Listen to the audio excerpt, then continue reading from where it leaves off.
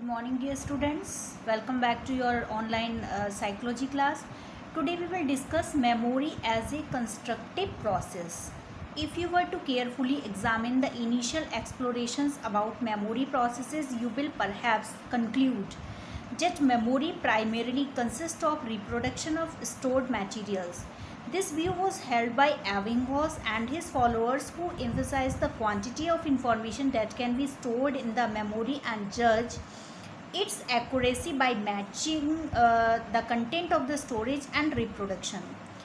देखिए यहाँ पर क्या है कि ये जो मेमोरी सिस्टम है, जो मेमोरी का जो प्रोसेस है, उसको क्या बताया गया है बेटा? कंस्ट्रक्टिव बताया गया है। ठीक है, जो भी चीज़ें हम अपने माइंड में स्टोर करते हैं वो कंस्ट्रक्टिवली वहाँ पर स्टोर होती हैं। अब ये जो एबिंगहॉस हैं, यहाँ पर इन्होंने क्या कहा है? उन्होंने क्या कहा कि जो मेमोरी है उसका वो क्या होता है कि एक स्टोर हाउस है। एक तरह से जो हमारा ब्रेन है वो क्या है, इस मटेरियल्स का जो भी इंफॉर्मेशन है उसके लिए क्या है, वो लाइक अ स्टोर हाउस है। वहाँ पर सारी चीज़ें क्या होती हैं, स्टोर होती हैं। ओके, और ये व्यू किसने दिया था? आपका एबिंगहॉस ने दिया था। और उन्होंने किस बात पर जोर दिया? क्वांटिटी पर। किस चीज़ की क्वांटिटी? इंफॉर्मेशन की क्वांटिटी पर। तो उन्होंने इस चीज़ पर एम्फेसाइज किया, एबिंगहॉस ने, उनके फॉलोअर्स ने, कि क्वांटिटी जो होती है इंफॉर्मेशन की, वो क्या होती है? वो रिप्रेजेंट करती है कि हमने किस तरीके से अपने माइंड के अंदर चीज़ों को किस लेवल तक हमने क्या किया है, स्टोर किया है। उनका इसको इस तरह से समझते हैं बेटा कि उनका क्या कहना था? उनका कहना था कि हमारे माइंड के अंदर कुछ चीज़ें स्टोर हो गई, स्टोर हाउस है हमारा माइंड। ठीक है, वहाँ पर हमने क्या करा? इन्फॉर्मेशन है, मटेरियल है, वहाँ पर हमने उन चीज़ों को स्टोर किया। स्टोर करने के बाद जब हमें उन चीज़ों की नीड हुई, ठीक है, तो वहाँ पर क्या होगा? जिस क्वांटिटी में वो इन्फॉर्मेशन रिकॉल होती है तो वो क्या कहलाती है? आपकी मेमोरी कहलाती है। और जो चीज़ें हम भूल जाते हैं वो क्या होता है? वो फॉरगेटिंग प्रोसेस में चली जाती है। तो उनका ये कहना था एबिंगहॉस का कि अगर एक्यूरेट तरीके से इंफॉर्मेशन हम रिकॉल कर सकते हैं, जो भी चीज़ें हमने क्या की हैं वहाँ पर स्टोर की हैं, जो भी कंटेंट हमने स्टोर किया है उसका जब हम रिकॉल करते हैं तो वो कितनी क्वांटिटी में वहाँ से आ रही है और उसकी एक्यूरेसी क्या है, उसके बेसिस पर हम क्या करते हैं? मेमोरी को एनालाइज करते हैं। Okay, if the reproduced version of the stored material showed any deviation, it was seen as an error and a case of memory failure. अब उन्होंने क्या कहा कि ये जो रिप्रोड्यूस्ड वर्जन है, रिप्रोड्यूस्ड वर्जन मीन्स जब हमने कोई चीज़ रिकॉल की तो वो क्या कहलाता है? Reproduced version. जो भी चीज़ें हमने लर्न की स्टोर हो गई, उसके बाद हमने क्या करा? उनको रिकॉल करके उनको कॉन्शियस लेवल पर लेकर आए, तो वो क्या कहलाता है? आपका रिप्रोड्यूस्ड वर्जन। किस चीज़ का? स्टोर्ड मटेरियल का। तो वो जो स्टोर्ड मटेरियल है, ठीक है, और उसमें अगर जो रिप्रोडक्शन है उसका जो हमने रिकॉल किया, उस चीज़ में क्या होता है? वेरिएशन होता है, डेविएशन होता है।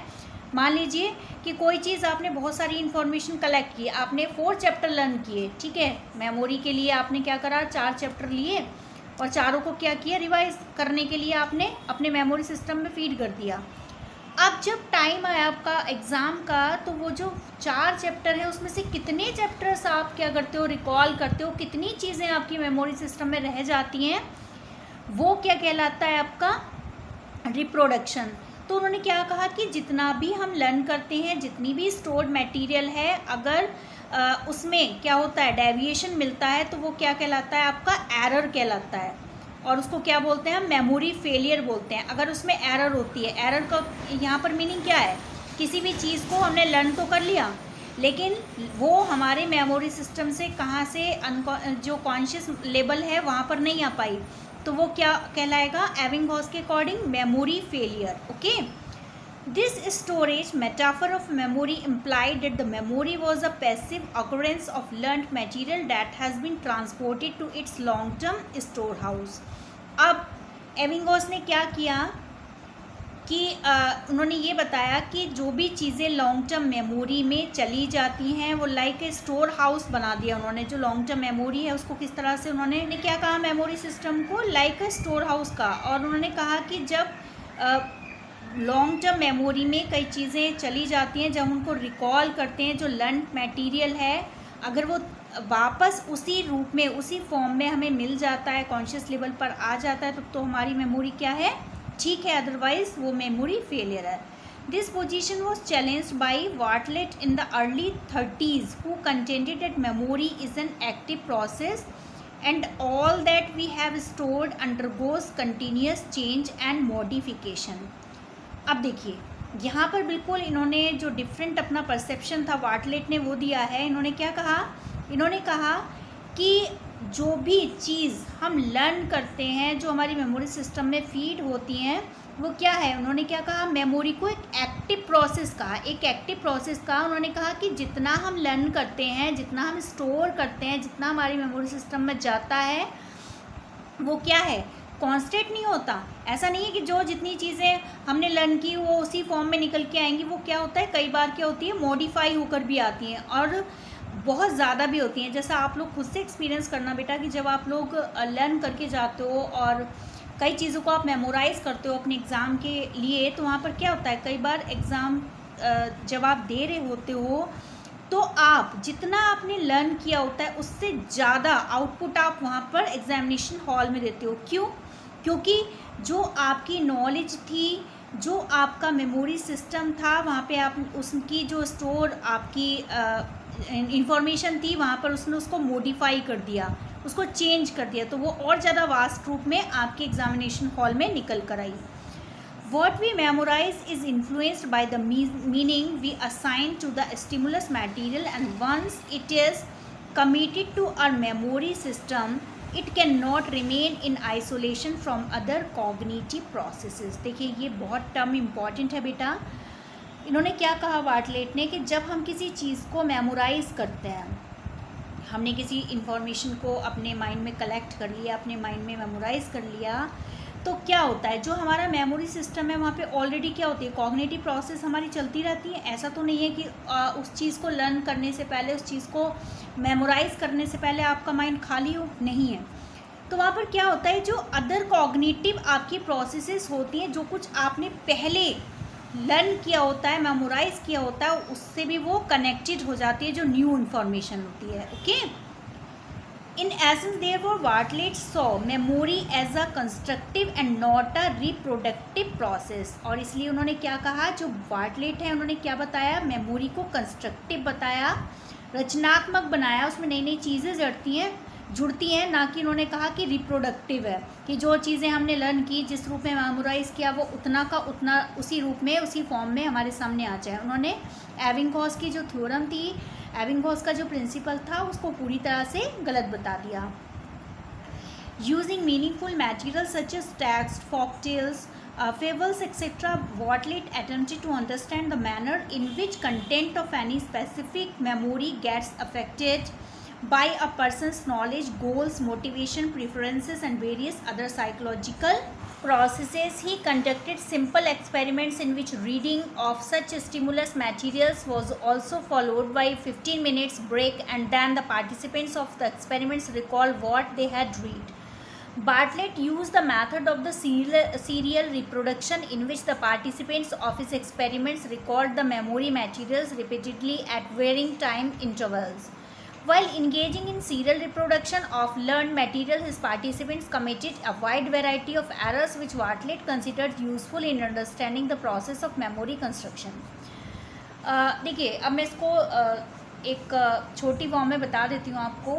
इसको देखिए, जो उन्होंने बार्टलेट ने क्या किया, इस एक सीरियल रिप्रोडक्शन को उन्होंने मेथड को यूज़ किया एक्सपेरिमेंट के लिए। उन्होंने क्या किया कि कुछ पार्टिसिपेंट्स लिए और उनको कुछ चीज़ें दी लर्न करने के लिए, और उन्होंने क्या कहा कि आपको इसको रिकॉल करके थोड़े टाइम के बाद क्या करना है, आपको नोट डाउन करना है। तो वहाँ पर जब उन्होंने जब ये एक्सपेरिमेंट किया, तो वहाँ पर क्या हुआ, बार बार उन्होंने क्या किया, सीरियल रिप्रोडक्शन के लिए उन्होंने क्या किया, बार बार उसको थोड़े थोड़े टाइम के गैप पर उन लोगों से कहा कि अब आप लिखिए, अब आप लिखिए, जो भी चीज़ें आपने लर्न की थी, मेमोराइज़ की थी, उनको लिखिए। तो वहाँ पर उनको एक वेरिएशन मिला।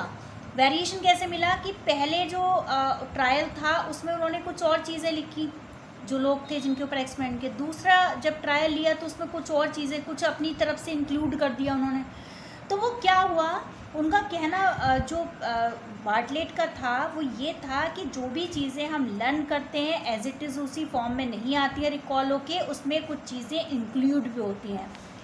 आप बेटा खुद से देखिए, जब आप कहीं कहीं जाते हैं, मूवी देखने के लिए जाते हैं, कुछ है, तो आप जब उसको किसी को बता रहे होते हो तो वहाँ पे दो चीज़ें आप अपनी तरफ से भी जोड़ते हो, ठीक है। तो वो क्या है, आपका सीरियल रिप्रोडक्शन है। जब हम किसी चीज़ को बार बार बताते हैं उसमें कुछ ना कुछ चीज़ें ऐड होती चली जाती हैं। तो बार्टलेट का क्या कहना था कि ये जो आपका मेमोरी सिस्टम है वो आपका क्या है, कंस्ट्रक्टिव है, और उसमें कुछ चीज़ें हम अपनी तरफ से भी ऐड करते हैं। ऐसा नहीं है कि जो चीज़ें हमने अभी गेन की हैं, हमारे नॉलेज में हमने अभी एक्वायर की हैं, वो सिर्फ उन्हीं चीज़ों पर बेस होता है हमारा सिस्टम।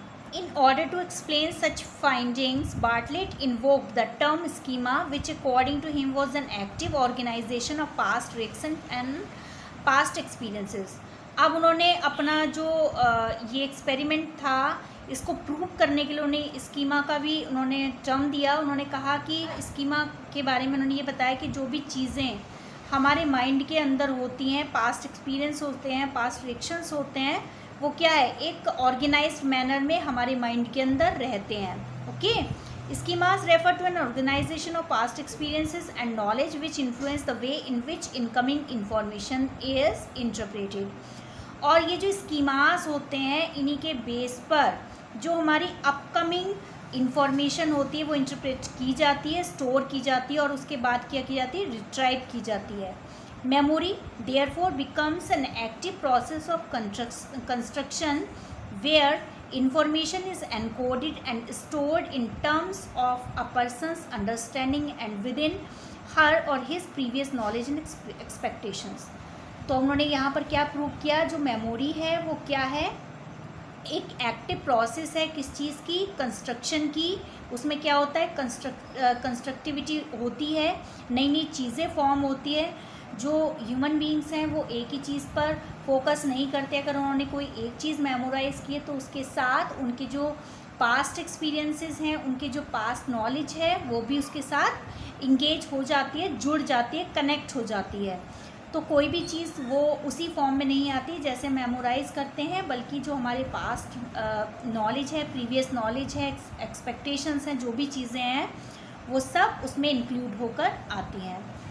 सो ये था आपका बार्टलेट और एबिंगहॉस के थ्योरम थे जो उन्होंने मेमोरी को लेकर दिए थे। I think everything is clear to you.